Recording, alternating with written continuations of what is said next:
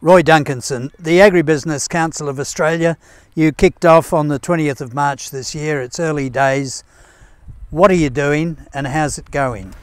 Well, we've been at this whole thing for about 3 years, so it's been 3 years in the planning. We're now launched and we're slowly populating an interim council with a view to starting elections later next year. We'll probably spend 3 years getting an elected council, and then we'll be up and running fully. So it's slow and steady, but at the moment we're talking to a whole bunch of people about the sorts of things we need to do as a group. I understand there was some pushback from the Peak National Farmers organisation, the NFF, when you were launched this year.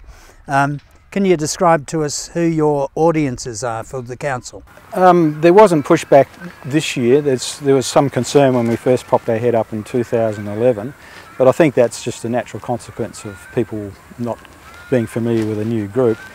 As we go forward, they're getting more comfortable and understanding that we're really about building alliances with every group. There's about 4,000 groups out there, and we just think the whole industry is a bit fragmented. So what we're attempting to do is bring them all together. And rather than see it as a peak industry body, it's really a peak industry network as well. So what's the need for a peak industry network as you see it, and how does that reflect on what the peak industry bodies have been doing? Peak industry bodies have been doing a great job, there's no doubt about that. If there hadn't been for those peak industry bodies, and there's many of them, we'd probably be far worse off than we are. But the reality is that agriculture does need a bit of a makeover. We call it the industry attractiveness issue. And what we're about is basically leveraging the whole sector that runs off farming to their advantage. So it's really leveraging is a better word to describe what we're about. So bringing agricultural's friends to the table and saying we've got mutual interest here, let's muscle up, let's get this industry advancing far more quickly. Agribusiness, the word means different things to different people. Can you give me your definition of agribusiness in the context of your network? Yeah, it's interesting. When we talk to people about agribusiness, they hear the word agri and immediately go to agriculture, and before too long you've got a farm story on the table. What we're really saying is agribusiness is all those industries that rely on agriculture as a way of generating their income.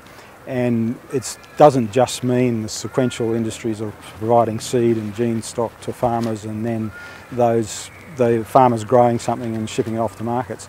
It means all those institutions that agriculture relies on, including the banks and insurance companies and export agents and transport companies and everything. In the case of some companies, up to a third of their business might be agriculture, but they still don't call themselves as being involved with agriculture, and we think that sort of thing needs to be recognised. A good example of that might be the banks, where about $4 billion in profits comes out of the farm sector from the banks, and probably people don't realise the extent of that. I'm sure they don't. Can you tell me about your membership ambitions in the future then, and a little background on your foundation members, if not by name then by category?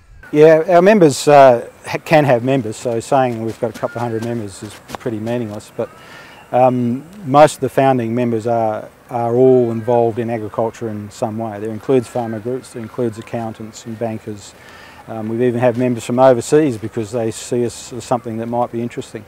But the core rationale for the Agribusiness Council is agribusiness. It's those people that make money out of the industry. And there's really no other organisation historically that has kind of attempted to embrace agribusiness. You pretty much nailed it there. I remember joining a stock firm back in the mid-80s, and we were saying then, what's our agribusiness professional group? It doesn't really exist. There's been a few stand up and be created, but none that's really taken on this advocacy role. There's been information exchange organisations or professional development. What we're saying is the Agribusiness Council is really about lobbying and advancing the industry. That's very good. Well, we wish you well. You describe your organisation as a business in the cloud. Can you explain to the digital farm people what you mean by that? Well, we have a completely different business model. The whole relationship with our members is direct, so it's a direct membership model. There is no state structures. It is, if you are wanting to input to the top, you can go straight to the top from your, with your membership. So your relationship with us is on the phone. You can join us, input issues, discuss with us, pay your account, whatever it is. We describe ourselves as social media with purpose. Our site's not a brochureware site, it is an active discussion site. So get in there and have a yarn. Roy Duncanson, sound objectives, obviously in good hands. Well done and good luck with your mission in the future. Thank you very much, Mike.